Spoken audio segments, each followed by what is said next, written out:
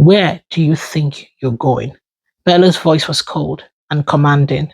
Chiamaka froze, her heart sinking. She turned in alarm as Bello grabbed her purse from behind, his expression one of utter disbelief. He had returned earlier than expected. Chiamaka, he said, his voice filled with fury. You think you can just take from me? I'll make sure you regret this. Chiamaka's heart raced. She knew she had been caught, but she didn't know how far Bello would go. She tried to play it off with a nervous laugh.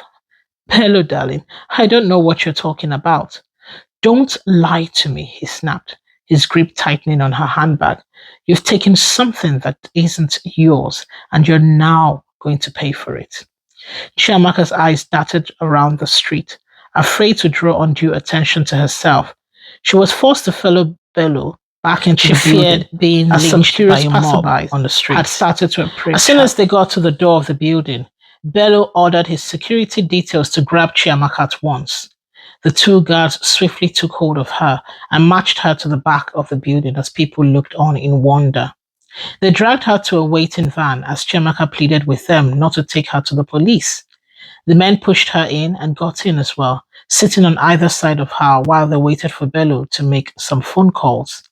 After what seemed like an eternity, two other uniformed men joined Bello, and after a brief discussion, they swapped places with the first two men on either side of her. Next, a driver got in and Chiamaka watched as Bello walked over to his own car ahead of them and got in. She asked fearfully what was going on and if they were going to the police station at this point, but no one spoke to her. Soon enough, they were on the road, heading towards a place she had never been before. She was offered a bottle of water and some biscuits, which she gratefully accepted, as she had not eaten since breakfast. The rhythm of the car became very soothing and she drifted into a short sleep. It wasn't until they reached the village that Chiamaka woke and realized the true extent of her mistake. This was no ordinary place. It was a remote traditional village where things were done differently. They all alighted from their cars, and Bello gave them directions to take her to the center of the village, where men and women surrounded her. Chiamaka's pleas fell on deaf ears, as she promised not to ever repeat such an act. There was no escape now.